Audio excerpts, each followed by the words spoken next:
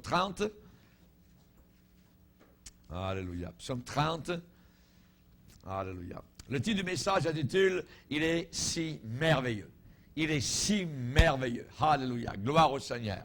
Et là, on va donc lire ce psaume qui a été prévu donc par David pour la dédicace de la maison. Spécialement quand la consécration de la maison a été accomplie par David. Spécialement, il a donc composé ce cantique. « Je t'exalte, ô Éternel, car tu m'as relevé.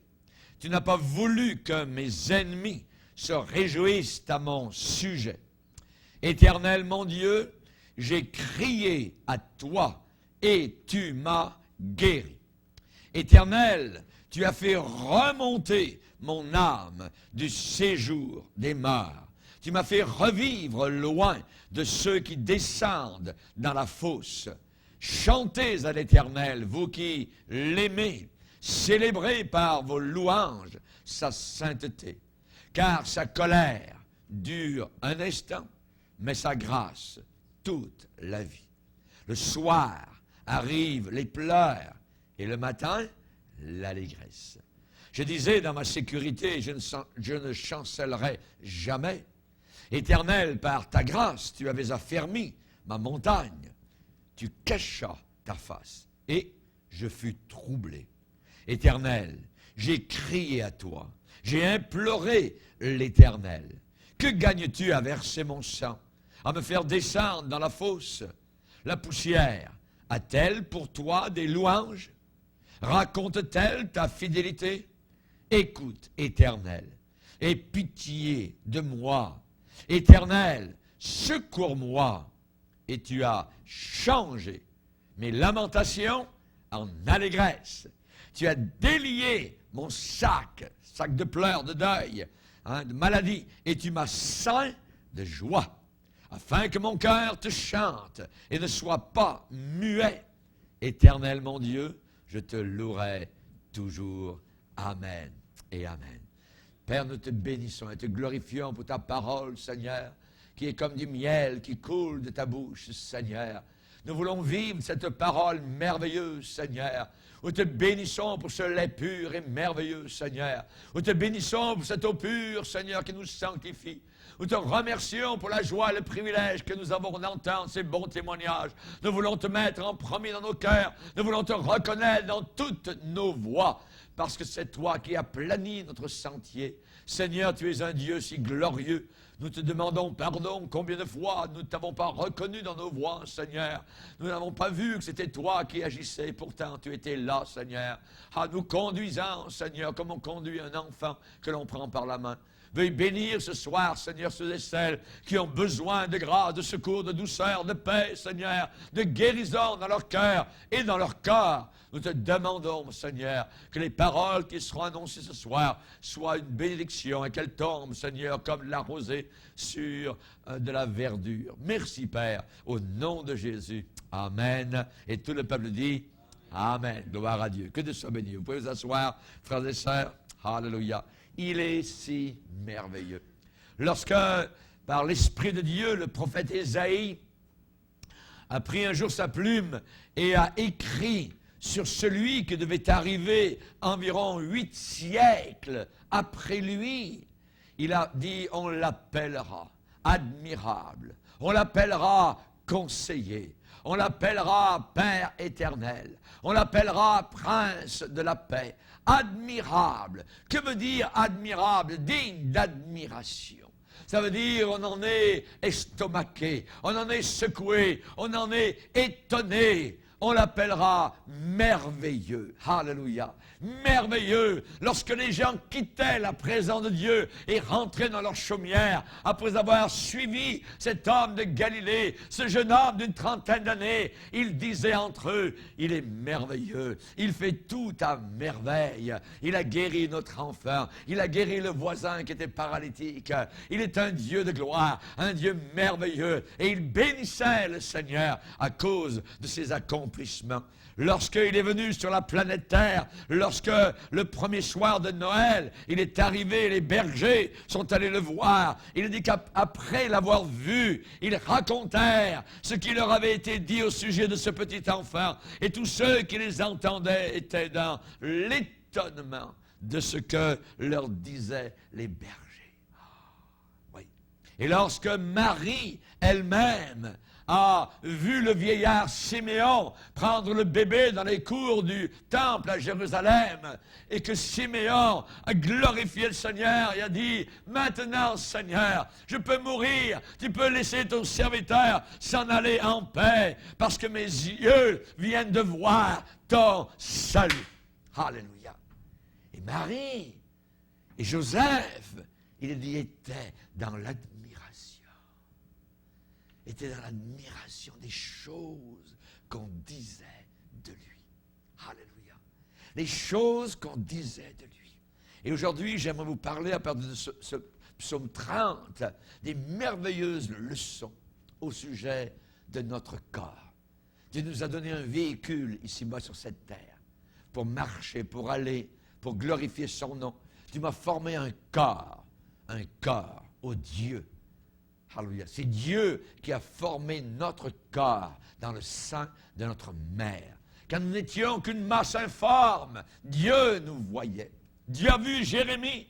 Ce n'était pas une chose à jeter à la poubelle, à disposer comme on le veut, à choisir. Non, nous ne sommes pas pour les pro-choix. Non, pas du tout. Nous savons que ce qui est à l'intérieur du sein de la maman, c'est un être vivant. Alléluia. Et cet être-là est là avec des jours qui seront comptés par le Seigneur avant même qu'aucun ne puisse exister. Que Dieu soit glorifié pour cela. Merveilleuse leçon au sujet de notre corps. On les apprend, ces leçons. Où cela? Spécialement dans les cantiques de la Bible, dans les chants de la Bible, dans les psaumes de la Bible. Les chants, ne l'oubliez pas, les plus merveilleux qui ont été chantés sont dans notre livre d'instruction dans la Bible. Alléluia. Gloire au Seigneur. Il fait tout à merveille. Et cela se peut fort bien. Pourquoi? Eh bien, parce que ces chants, ces cantiques qui nous parlent de notre véhicule, ces chants-là ne viennent pas de la terre. Ces chants-là ne proviennent pas de la terre, mais viennent du ciel. Alléluia. Ils viennent de Dieu. Ce livre n'est pas le livre d'un homme. Ce livre, ce ne sont pas des hommes qui ont pensé un jour écrire. Non, c'est Dieu qui est l'auteur de ce livre-là. Et lorsqu'on regarde, lorsqu'on lit, lorsque les paroles sont inscrites dans notre cœur, ce sont les paroles de ce Dieu que nous allons voir un jour. Quel privilège! Il y a des gens qui donneraient n'importe quoi. Il y eut un temps en Russie où il n'y avait pas de Bible dans certains villages. Et lorsqu'on apprenait qu'une Bible était arrivée quelque part, les gens se précipitaient et on donnait une feuille de Bible à l'un et à l'autre. On déchirait la Bible pour que tout le monde puisse avoir une page. Et les gens pouvaient vivre sur une page pendant 5 ans, pendant 10 ans, juste une page de la Bible qu'ils connaissaient par cœur. La parole de Dieu, alléluia, est merveilleuse. Merci Seigneur, alléluia. Le Saint-Esprit a chanté ces cantiques. Il a chanté ces cantiques au travers de lèvres humaines. Alléluia. Que Dieu soit béni. Cela est-il étrange à vos yeux de pouvoir enseigner à partir de cantiques? D'enseigner, d'apporter un enseignement à partir de cantiques. Non, ce n'est pas étrange. C'est une vieille façon d'enseigner, encore à la mode, qui n'est pas du tout passée.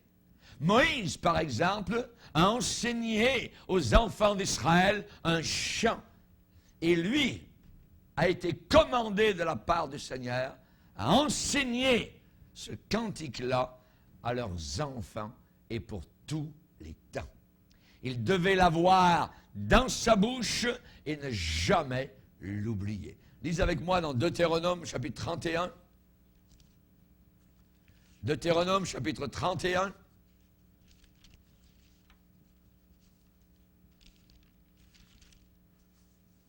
Il est dit ici, au verset 18, « Et moi, je cacherai ma face dit le Seigneur en ce jour-là, à cause de tout le mal qu'il aura fait en se tournant vers d'autres dieux. Maintenant, écrivez ce cantique, enseigne-le aux enfants d'Israël, mets-le dans leur bouche, et que ce cantique me serve de témoin contre les enfants d'Israël. Verset 21. Quand alors il sera atteint par une multitude de maux et d'afflictions, ce cantique qui ne sera point oublié et que la postérité aura dans la bouche, ce cantique déposera comme témoin contre ce peuple. Verset 22. En ce jour-là, Moïse écrivit ce cantique et il l'enseigna aux enfants d'Israël. Regardez le début du cantique, chapitre 32, verset 1er. Cieux, prêtez l'oreille, je parlerai. Terre, écoute les paroles de ma bouche. Que mes instructions se répandent comme la pluie. Que ma parole tombe comme la rosée. Comme des ondées sur la verdure, comme des gouttes d'eau sur l'herbe. Car je proclamerai le nom de l'Éternel. Rendez gloire à notre Dieu. Il est le rocher. Ses œuvres sont parfaites. Toutes ses voies sont justes. C'est un Dieu fidèle, sans iniquité. Il est juste et droit. S'ils se sont corrompus, à lui n'est point la faute. La honte est à ses enfants, race fausse et perverse. Est-ce l'Éternel que vous en rendrez responsable, peuple insensé et dépourvu de sagesse? N'est-il pas ton Père, ton Créateur? N'est-ce pas lui qui t'a formé, qui t'a affermi? C'est le début. Il devait apprendre ce cantique par cœur. Et ce cantique serait un témoin entre Dieu et le peuple qui se serait corrompu. Imaginez. Ils devaient l'avoir dans leur bouche, ne jamais l'oublier. Ça nous parle de quoi? De la fidélité de Dieu envers son peuple et de leur infidélité envers lui. David, le doux chantre d'Israël, il est écrit dans 2 Samuel 23 comme étant le chantre agréable d'Israël. David était aussi prophète, il était aussi roi, et un jour il a été attaqué dans son corps, très durement, par la maladie. Alors, il a appris, il a dû apprendre à prier, et il a chanté de nouveau à la gloire de Dieu. Et certains des cantiques qu'il a chantés sont le moyen aujourd'hui encore par lequel des malades par milliers sont guéris. Alléluia. Pourquoi? Parce que ce ne sont pas les paroles de David, ce sont les paroles de Dieu. Alléluia. La parole du Seigneur. Dans le psaume 107, il est dit que Dieu a envoyé sa parole et il les a guéris.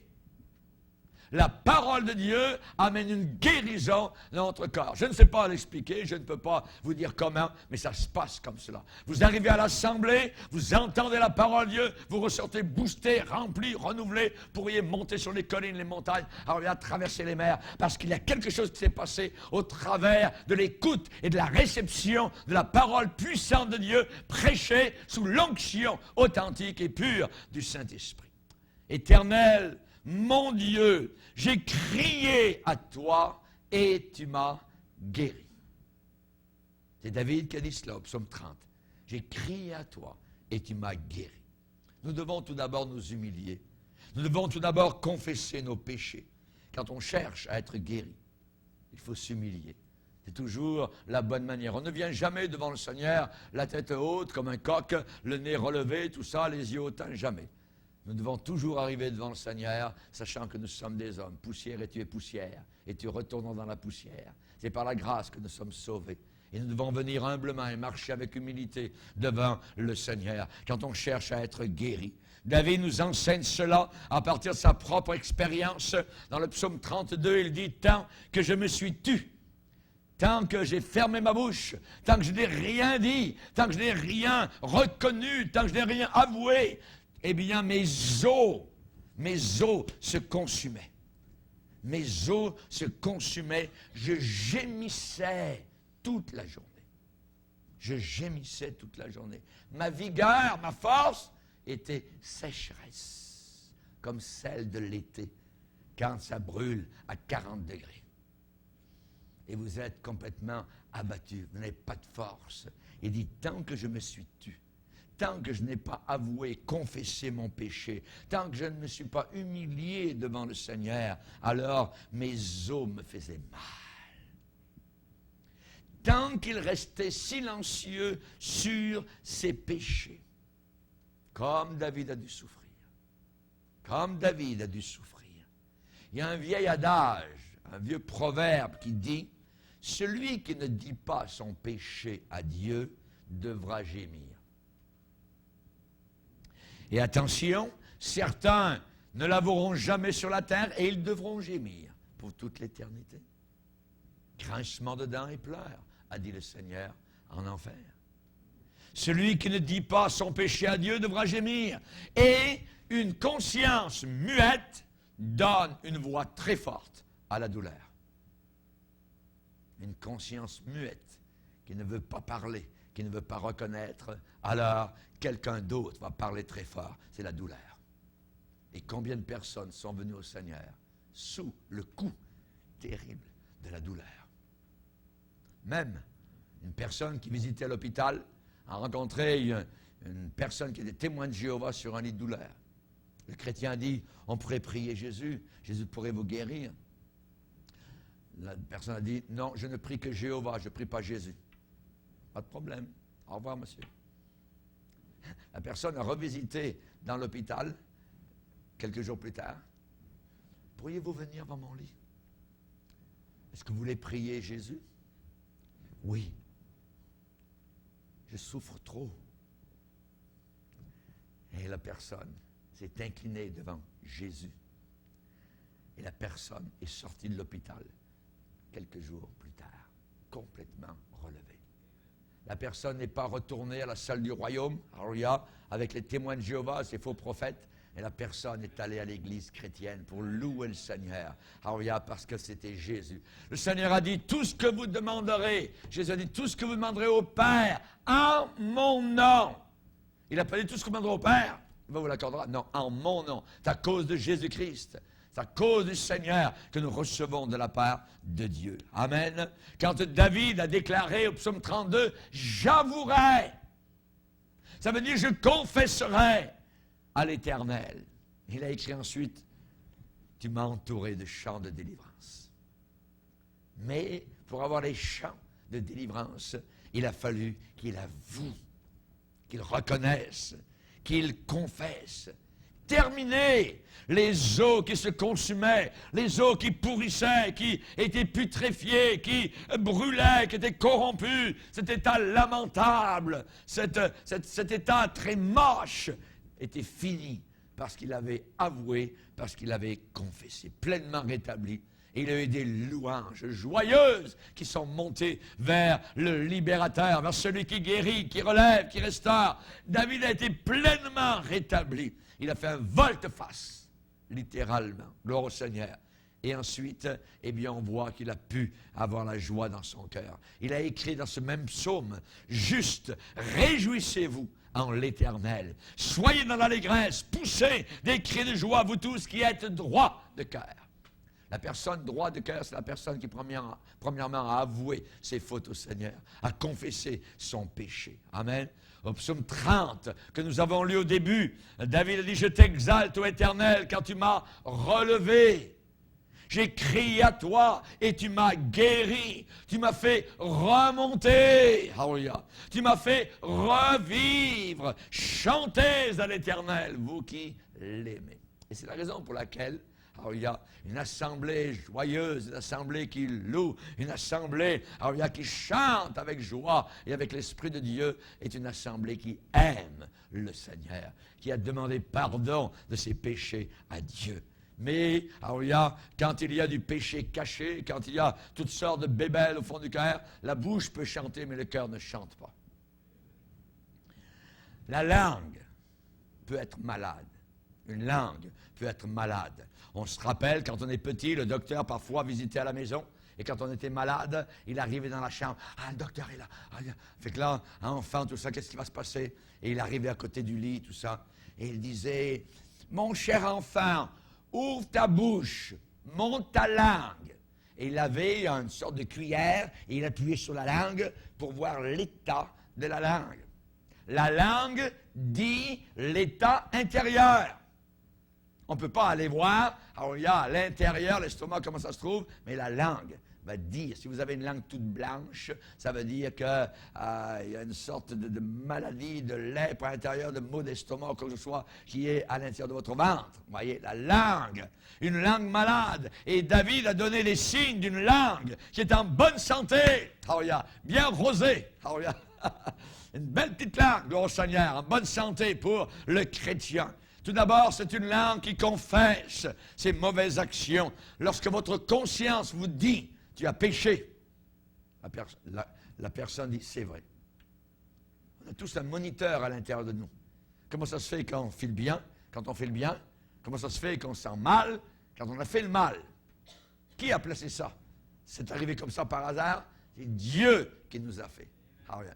Dieu nous a fait de cette manière-là. Et ce moniteur fonctionne. Alléluia. Il nous dit quand on fait bien, il nous dit quand on fait mal.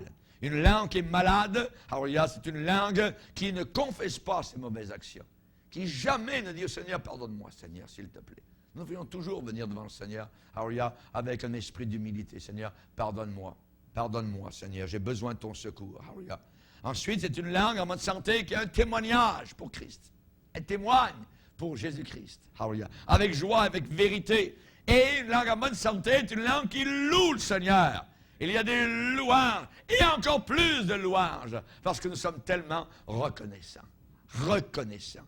Tu as changé mes lamentations en allégresse, tu as délié mon sac de deuil et tu m'as ceint de joie afin que mon cœur te chante. Si votre langue est grogneuse, voyez, si votre langue est remplie de murmures, je me rappelle dans un champ de mission, alors, quand il y avait quelque chose qui n'allait pas, quand je prêchais, il y avait un vieux monsieur qui était au fond, c'était un vieux diacre protestant qui était venu comme ça à l'église Pentecôte, et on entendait... Il n'aimait pas ce que le pasteur disait, fait qu'il le faisait entendre. Alors, il y a au pasteur et aux autres. C'était pas un chrétien en très bonne santé. Si votre langue est maussade, votre langue grogneuse, elle peut être changée. Alléluia. Un des chants que David chantait, le cantique, c'est le psaume qu'on connaît tous, « L'Éternel est mon berger ». Le psaume 23. Il est connu tout autour de la terre. Et dans ce psaume, nous avons un portrait de Jésus-Christ, le bon berger. Il a donné sa vie. Ne l'oublions jamais, sa vie entière. Pour que nous ayons une vie abondante. Il a dit, le diable, le voleur, ne vient que pour détruire, voler. Mais moi, je suis venu afin que mes brebis aient la vie, et cette vie abondamment. Une vie abondante, une vie de paix, une vie de joie. Et ceux qui ont une vie abondante, ceux qui ont une grande vitalité en eux, généralement, ont une bonne santé. Ont une bonne santé. Pourquoi? Parce que des corps qui sont en bonne santé vont combattre la maladie. Vont combattre littéralement ce qui est malade. Les cellules vivantes vont combattre les cellules qui veulent amener la mort. Alléluia. Rappelez-vous que le cantique du bon berger a été chanté dans plus d'endroits et par plus de gens différents que n'importe quel autre cantique ou chanson qui a été chanté dans le monde entier. Plus que Paul McCartney, alléluia, ou que les Beatles, ou quoi que ce soit, alléluia, amen, alléluia, gloire au Seigneur. Je me rappellerai de cet homme, Paul McCartney, alors il était en visite à Oslo, quand moi je travaillais à l'hôtel, Viking Hotel, et je me rappelle, alléluia, en 1965, c'était terrible, les Beatles étaient là, alléluia, et dans le même hôtel où moi je travaillais, j'étais en train de faire de nettoyer des ustensiles, quoi que ce soit, vous voyez, durant un travail d'étudiant pour l'été. Le revoir à Québec durant l'été, je me dis, pauvre gars, fils de diable, fils de Satan, qui emmène les gens en enfer. Je bénis le Seigneur, alléluia, de ce que nos chemins ne se sont jamais croisés. Mais j'ai croisé le bon berger. En 1968, que Dieu soit béni, je l'ai accepté, je l'ai reçu dans mon cœur. son cantique, le psaume du berger, a été chanté des millions de fois, alléluia, à des enterrements, alléluia, à toutes sortes d'occasions, alléluia, dans l'église chrétienne, l'Éternel est mon berger, à des graduations, à tout ça, des mariages, je ne manquerai de rien, alléluia, gloire au Seigneur. Quand David a écrit ce psaume, qui était en train de l'écrire? C'était le Dieu suprême, le Dieu d'éternité, qui était en train de nous dire, c'est moi ton bon berger, tu ne manqueras de rien, je vais restaurer ton âme, et un jour tu habiteras avec moi, alléluia, dans un bonheur éternel, dans une ville merveilleuse, là-haut dans le ciel. Alléluia, que Dieu soit glorifié. Notre langue est-elle malade ou est-elle en bonne santé? Quand nous lisons les psaumes, quand nous les chantons ou quand nous les écoutons chanter, nous devons nous rappeler une chose, c'est que la santé des brebis est entre les soins du berger.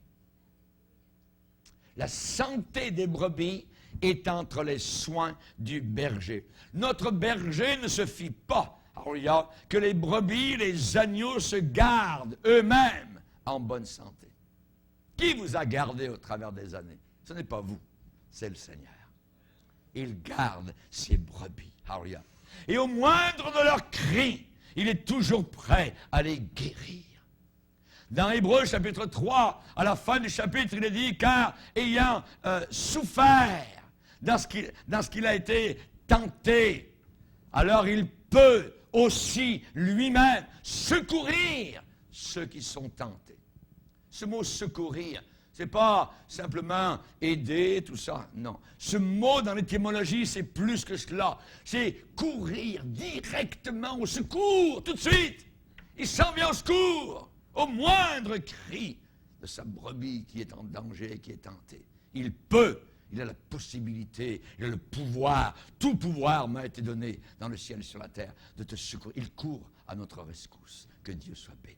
Nous n'aurions jamais pu, au travers des années, résister, être conservés. C'est uniquement le berger qui nous garde. Alléluia. Le bon berger n'est pas seulement prêt, mais il est capable aussi de vous guérir parfaitement. Si vous l'invoquez. Guérison. Alléluia. Il guérit. Alléluia. Gloire au Seigneur. Dans le prophète Ésaïe, il va déclarer au chapitre 40, en déclarant qu'il porte les brebis spécialement dans ses bras. Il dit, comme un berger, il paîtra son troupeau. Il prendra les agneaux dans ses bras et il les portera dans son sein. Il conduira les brebis qui allaitent. Alléluia. Comme un berger, il paîtra son troupeau. C'est lui qui m'a nourri. C'est lui qui t'a nourri au travers des années. Alléluia. Il prend les agneaux dans ses bras. Nos nouveaux convertis, alléluia, nos petits agneaux qui commencent à venir au Seigneur, qui commencent à goûter aux puissants du prochain siècle, il les prend dans ses bras. C'est proche, dans ses bras, c'est proche du cœur. Alléluia. Il les prend dans ses bras. Il les portera dans son sein. Le diable veut les reprendre, le diable veut les attaquer, le diable veut les griffer, le diable veut les damner. Mais elles sont contre son cœur. Viens les chercher, dit le Seigneur au diable. Alléluia. Et il ne peut que rôder autour. Amen. Il portera dans son sein les agneaux et il conduira les brebis qui allaitent. Ceux qui portent le lait. Alléluia. Ceux qui témoignent, ceux qui apportent la bonne nouvelle, il les conduira vers les personnes qui sont dans le besoin, qui sont préparées, les personnes qui cherchent, qui ont demandé, qui ont fait toutes sortes de cours de thérapie, de nouvelles âges, de ci, de ça, d'échelons 3, 4, 5, les A, les I, les O, et tout ce que vous voulez, tout ça, mais ils n'ont pas trouvé la réponse. Alors le Seigneur va les conduire. Éternel mon Dieu, j'ai crié à toi. Et tu m'as guéri. À toi, il faut être déçu des hommes. Il faut être déçu des hommes. Et c'est bon d'être déçu. Alléluia. Cette dame à qui nous témoignons avec André est en train de commencer à comprendre ce qu'est la déception. Et c'est bon, parce qu'elle s'approche en même temps plus du Seigneur. Dieu est le seul, véritablement, qui peut guérir de toute maladie. Vous savez, les plus grands docteurs de cette terre font face parfois à des cas de maladies pour lesquels ils ne peuvent rien faire. Et parfois, il y a des gens qui ne se sentent pas très bien et qu'ils croient, ils pensent que s'ils ont beaucoup d'argent, alors ils pourront être soignés et être guéris. Amenez l'argent et la guérison arrive. Ce n'est pas toujours vrai. Ce n'est pas toujours vrai. Certains ont dépensé des fortunes pour essayer de trouver la santé. Alors il y a parfois, certains sont allés vers les meilleurs chirurgiens et le chirurgien a dit, il n'y a pas d'espoir. Il n'y a pas d'espoir. D'autres ont essayé de voyager, d'aller sous d'autres climats, mais rien n'y a fait. D'autres ont pris toutes sortes de médicaments, rien n'y a fait. D'autres ont suivi des diètes jusqu'au point de presque mourir de faim, mais sans résultat. Sans résultat. Dieu dit que lui, il guérit toutes les maladies. Toutes les maladies. Exactement comme il pardonne tous les péchés, sur le même pied d'égalité. Psaume 103, c'est lui qui pardonne tous tes péchés, c'est lui qui guérit toutes tes maladies. Toutes tes maladies. Le temps des miracles n'est pas passé avec les apôtres. Je ne crois pas, ces chers prédicateurs qui disent, vous savez, les miracles, c'est plus pour aujourd'hui, tout ça, hein, et le Seigneur en a fini avec cela, c'était bon dans son temps, pour partir à l'église, le bateau, pour lancer le bateau dans l'océan hein, de l'église, et tout ça, et on avait besoin de miracles, mais maintenant, il n'y a plus de miracles. Jamais de la vie. Jésus a dit lui-même dans Marc 16, voici les miracles qui accompagneront ceux qui auront cru. Alors, ils chasseront les démons, parleront de nouvelles langues, ils imposeront les mains aux malades, les malades seront guéris. Alléluia, gloire au Seigneur. Et certains, après avoir tout essayé, ils ont tout essayé, mais comme ça ne faisait rien, ils ont commencé à invoquer le Seigneur. Et ils ont prouvé que Dieu veut vraiment dire ce qu'il veut dire et qu'il fait ce qu'il déclare. Dieu n'est pas un homme pour mentir, ni le fils d'un homme pour se repentir. Ce qu'il a dit, ne le fera-t-il pas? Ce qu'il a déclaré, ne l'accomplira-t-il pas? Certainement. Et je dirais que la femme, rappelée dans la Bible, avec une perte de sang depuis des années, elle avait cette perte de sang, elle avait tout dépensé, elle avait été voir, j'imagine, les meilleurs docteurs de son époque. La Bible dit qu'elle n'avait aucun soulagement. Plus que cela, son cas est en train de s'empirer. En empirant. Voyez. Et dans d'autres psaumes, David nous enseigne que Dieu prend un tendre soin des siens. Dans le psaume 121 que vous connaissez, eh bien, Dieu est décrit comme étant une sentinelle qui ne dort ni le jour ni la nuit. Alléluia. Lorsque le soleil se couche, Dieu ne dit pas, OK les gars, c'est terminé, moi je vais me coucher, tout ça, demain matin on verra l'affaire. Non, il ne dort ni le jour ni la nuit. Même la nuit de la souffrance, la nuit de la douleur, quand la douleur tenaille la personne, quand la personne a hâte que les premières lueurs de l'aube arrivent à la fenêtre de la chambre, Dieu est encore en éveil. Alléluia.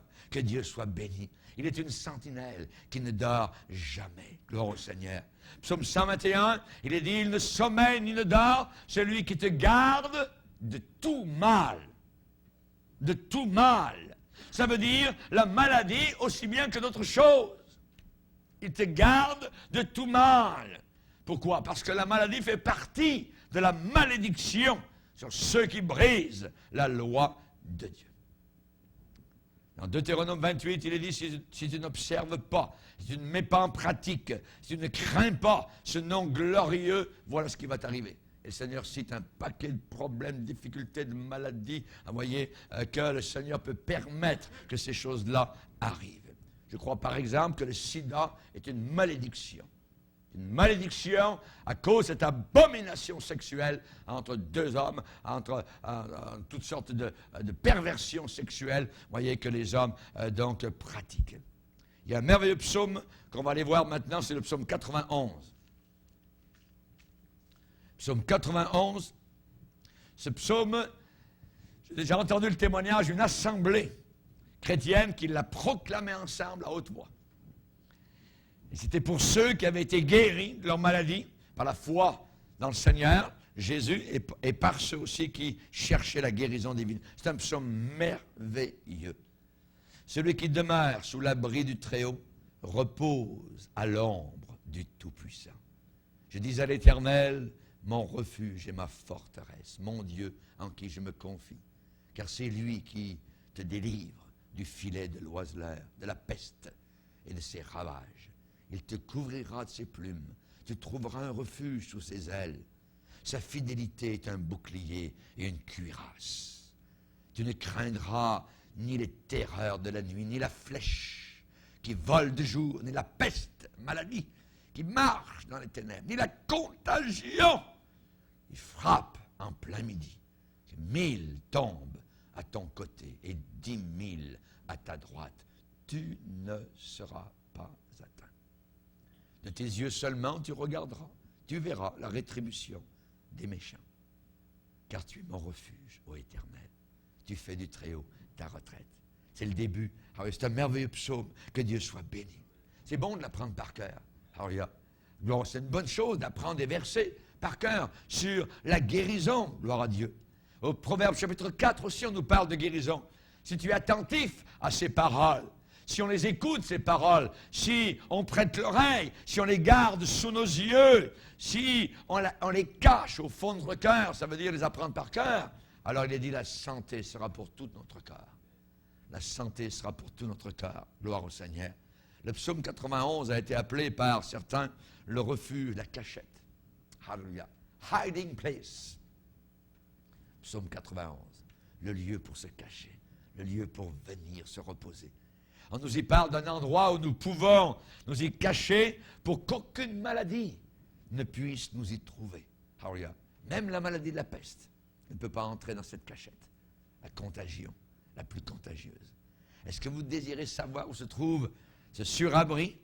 Eh bien, dans le psaume 31, verset 21, psaume 31, verset 21, il est dit, tu les protèges sous l'abri de ta face. Tu les protèges sous l'abri de ta face. Ça veut dire dans le secret de ta présence. Psaume 31, verset 21. Tu les protèges dans ta tente. Quelle est la tente du Seigneur? Sa présence. Alors, il faut vivre dans sa présence, que Dieu soit glorifié. C'est ce que Jésus voulait dire quand il a dit « Demeurez en moi, demeurez dans ma présence. » Alléluia. Gloire au Seigneur. L'apôtre Paul est un grand apôtre, il a pu dire « Christ est ma vie ». Ça veut dire, pour moi, vivre, c'est Jésus. Pour vous vivre, c'est quoi?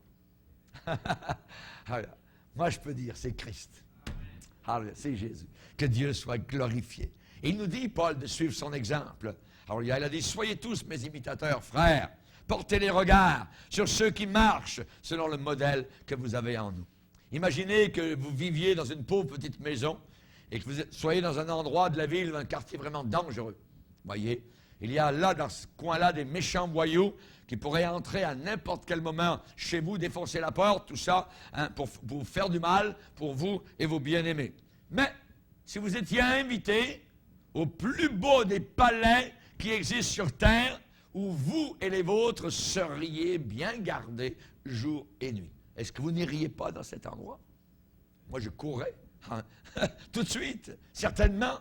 C'est exactement ce que Dieu nous offre. Amen. Ce merveilleux salut, alléluia, qui inclut le corps, alléluia, c'est pour notre maison, c'est pour notre famille, autant que pour nous personnellement.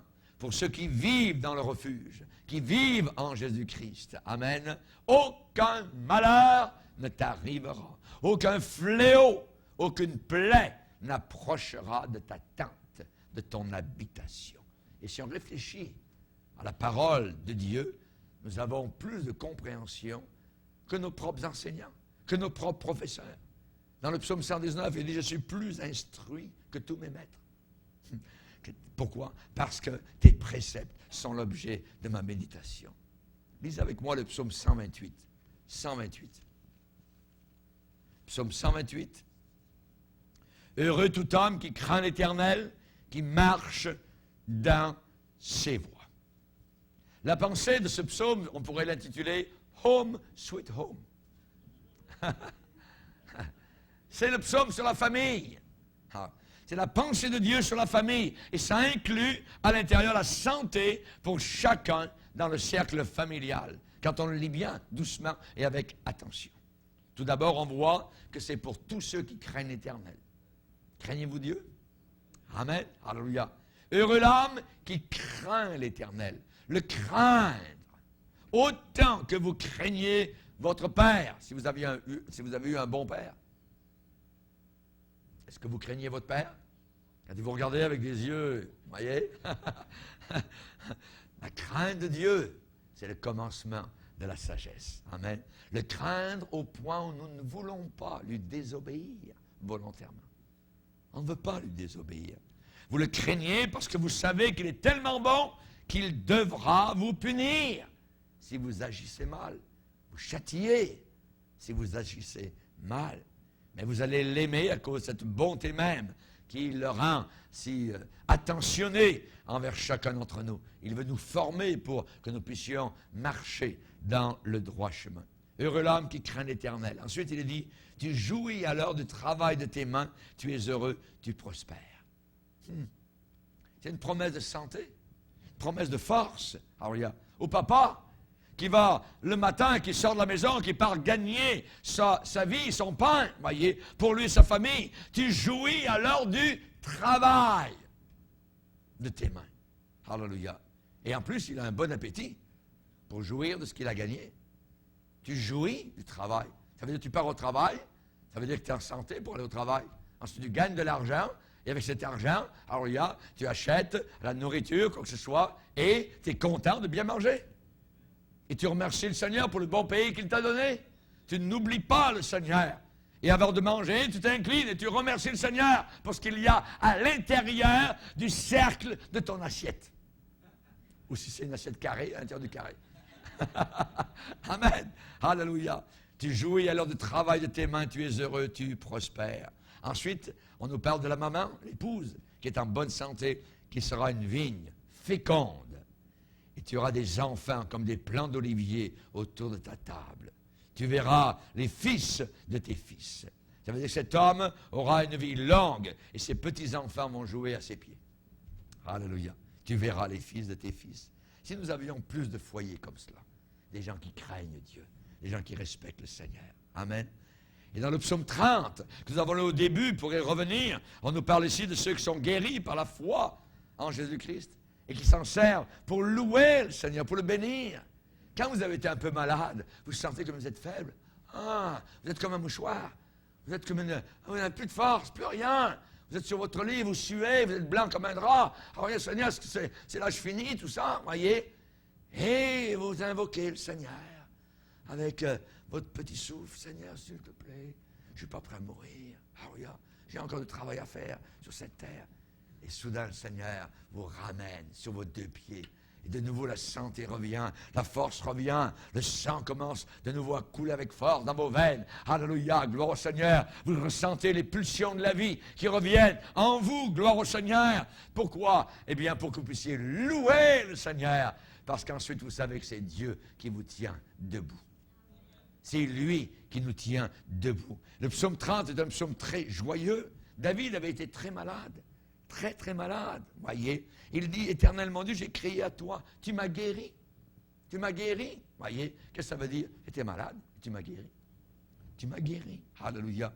Il est tellement heureux qu'il demande à tout le peuple de Dieu de l'aider à louer le Seigneur. Chantez à l'Éternel. Vous qui l'aimez, célébrez par vos louanges sa sainteté. Tu as changé mes lamentations en allégresse. Tu as délié mon sac. Tu m'as ceint de joie. Alléluia. Gloire au Seigneur. Fini les lamentations, les pleurs, les gémissements. Il saute de joie. Et David est tellement rempli de la gloire de Dieu qu'il le loue avec chaque muscle de son corps. Le Seigneur a dit, vous serez comme des veaux sautant dans l'étable.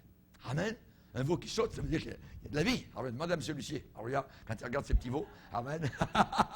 Alléluia. Gloire à Dieu. Il y aura de la joie, gloire au Seigneur. C'est plus les lamentations. Non, c'est la joie du Seigneur. Amen. Père, nous te bénissons. Alléluia. Nous te glorifions. Tu es venu pour consoler tous les affligés, Seigneur. Tu es venu, Seigneur, pour nous donner un diadème, une belle couronne, au lieu des cendres, une huile de joie, au lieu de la tristesse et du deuil, Seigneur. Un vêtement de louange, au lieu d'un esprit abattu. Oh, merci, Seigneur. Tu nous as plantés dans ta maison pour que nous soyons, Seigneur, une plante exaltation à ton nom, Seigneur, afin de servir à ta gloire. Alléluia. Veuille bénir, veuille guérir ce matin, Seigneur, ce soir, Seigneur, ce midi, durant la nuit, Seigneur, à n'importe quelle heure que tu choisis, ceux qui t'invoquent de tout leur cœur, qui ont besoin de délivrance, de guérison. Tu ne veux pas un peuple qui se lamente, qui murmure, Seigneur. Tu veux que nous puissions avoir une langue en bonne santé, Seigneur, afin que nous puissions non pas être remplis d'amertume, mais remplis d'allégresse, de reconnaissance et de joie. Merci, notre Père. Nous ne comprenons pas parfois les sentiers dans lesquels tu nous conduis, Seigneur, mais nous savons que tu es bon, nous savons que tu es juste, Seigneur, et nous voulons nous soumettre à ta volonté. Aide-nous, Seigneur, à être comme ce beau champ de blé, Seigneur, alléluia, qui plie, Seigneur, sous le vent. Alléluia, que nous puissions, sous le vent de l'Esprit, nous incliner devant toi, Seigneur. Nous voulons plier devant ta parole qui souffle avec force, qui nous nourrit, qui nous fait du bien, qui nous relève. Merci, Père, au nom de Jésus. Amen. Et tout le peuple dit Amen. Gloire à Dieu.